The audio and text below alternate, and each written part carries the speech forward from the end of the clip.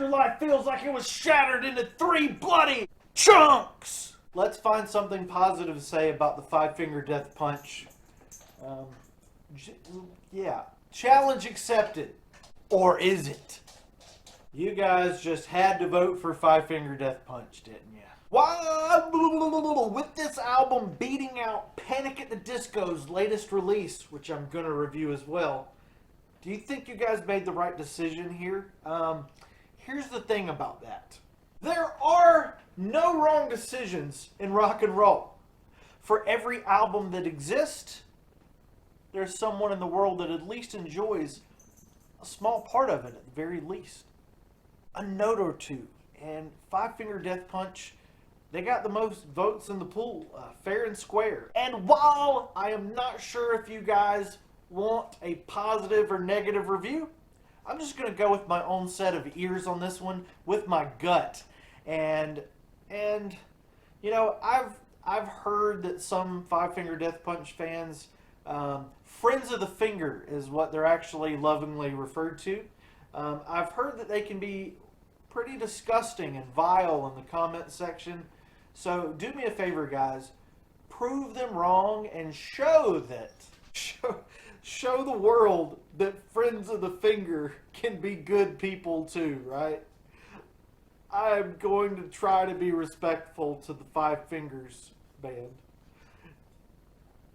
If I can. I gotta get a little bit serious now, right? We gotta get into the album review. Finger Death Punch are now 9 studio albums into their career, and this album is on Better Noise Records. And could be a fitting title. We don't know. Better, but Noise. Oh, there's gnats in here. For the 9th go-around, the band feature a new guitarist by the name of Andrew James, who took over axe chopping a couple years ago, as their other guitarist got the axe. Body spray. Monster. Finger Death Punch. I can't. That's so hard. Why is their name so long? I don't like that. Their band name gets a 0. Finger Death Punch are not in my top 230 favorite artists, but I do not discredit what they do. Let's climb into this afterlife circus tent and see what's under the trapeze, shall we? Track 1! The band welcomes us to the scary circus with crunching metallic riffs and barking vocals that are catchy and melodic in their delivery. And although I just cannot swallow the Aaron Lewis tinged lyrics about being the only one, the chugging metallic journey, let me get on camera, guys. The chugging metallic journey takes my ears to a place not unlike Rob Zombie's Dragula. Buddy, you doing all right back there? You're eating a lot of dog food. You're drinking a lot of water, dog water. Rob Zombie's Dragula is a wicked good time, and it's just a compliment. I feel like they did a good job with this song. It's getting a heart in my Spotify thingy, and way to go, Five Fing. You know, I'm digging it. Five Fing, yeah, fans love that too. They're digging it. Through the witches, slam through the ditches. Whatever Robert said, my friend Robert, the Zomb. The title track, Afterlife, has the biggest net to cast into the sea of our ears.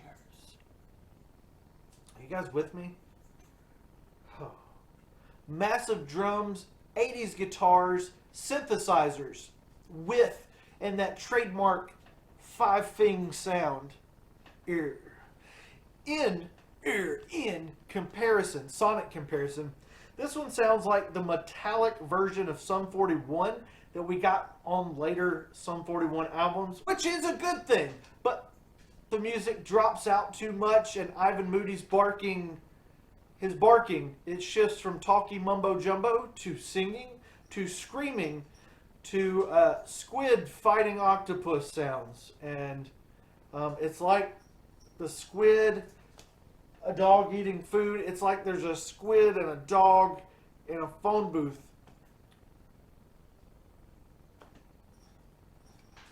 Afterlife travels from corners of the universe to the next, and it wrestles with the position of positivity and negativity in my sad mind. I'm very sad.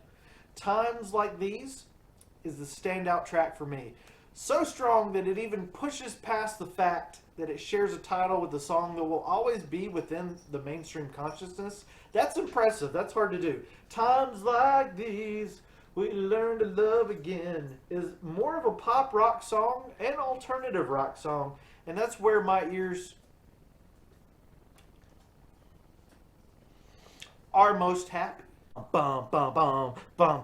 Andy James proves his worth here as new lead guitarist, as his hard work is bolstered by the rest of the band and even some Indian influences buried deep within the gutturals of the track.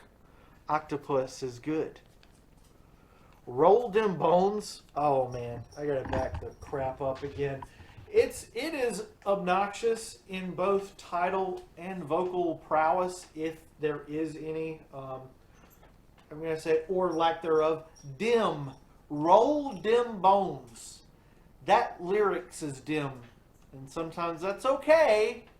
But geez, I have trouble connecting with this music, any kind of emotional level here. I'm not getting anything from this song, and that's unfortunate.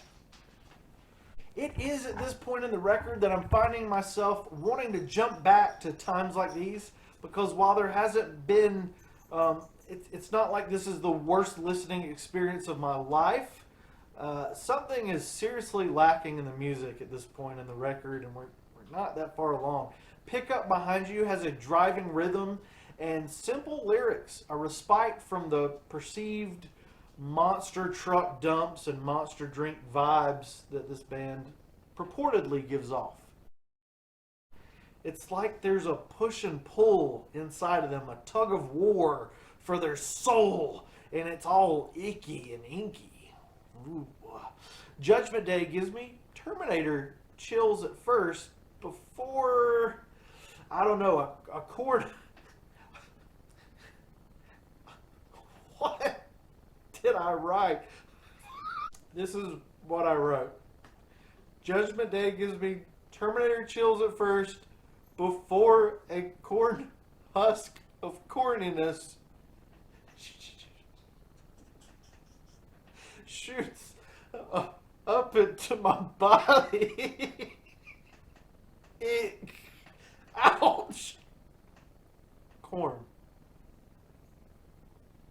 Guys, I'm having a lot of fun with this album review. This is pretty freaking hilarious.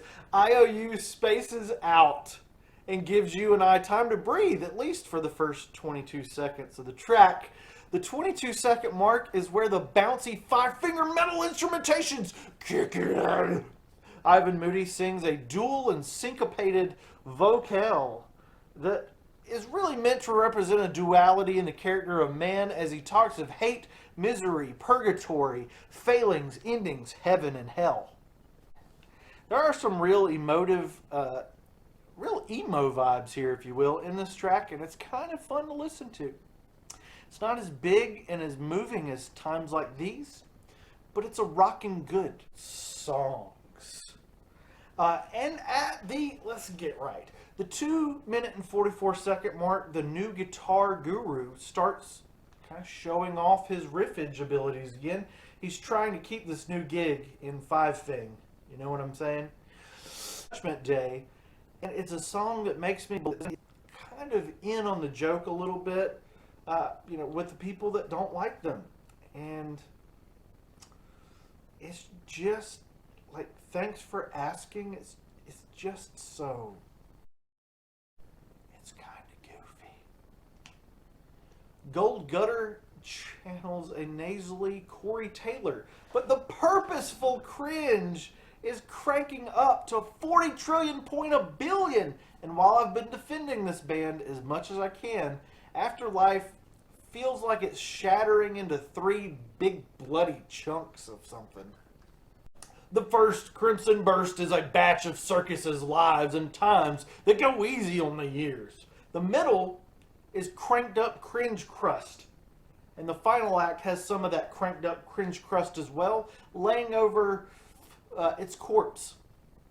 But it's a pie whose contents are so flavorless that you'd swear off pie for months after one big bite of this thing. Maybe one little bite of this thing. Oh, thank goodness. We have reached the end of this thing.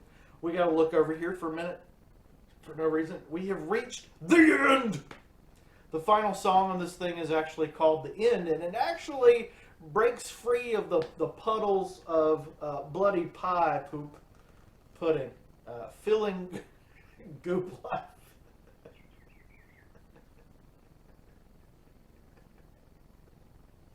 To give your ears and soul a little bit of something to work with. I actually really do. I don't know I'm so tired tonight, but I really like The End a lot, and I'm not saying that to be funny. It's a really great song at a point in the record where I felt like we weren't going to get anything else to really sink our ears into. The End is really great. It's still baked into a blood pie you'd be better off to never have eaten to begin with. Oof.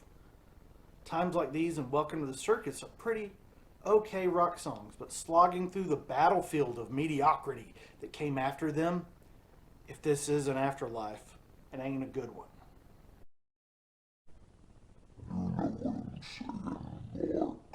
With Finger Death Punch's Afterlife, the band didn't come across nearly as cringeworthy as some of my YouTube peers would lead me to believe. There's some definitive, real bad qualities dripping all over this record, though. It's obvious, it's really dumb, it's preachy in spots, and you know what? Some of those things are not inherently bad qualities. It's just the way that this band delivers these things to my ear holes. I don't like the flavor of this kind of rock and roll. Please don't give me any more bacon poop ice cream flavored rock and roll, please. Scandinavian poop ducats. Oh man. I'm going to say that Afterlife is not quite a hellish existence, but more like a whopping, what am I going to say, 1 out of 5. Giving it a somewhat generous 1 out of 5. Finger Death Punch fans, it wasn't so bad that I'm staying away from them or their catalog, and I hope to one day learn to enjoy their music. You should subscribe in hopes to see that day when I admit that I was wrong in this video, that this album is actually a 5 out of 5 legendary rock album. Better than the Beatles. Better than Puppy Dogs.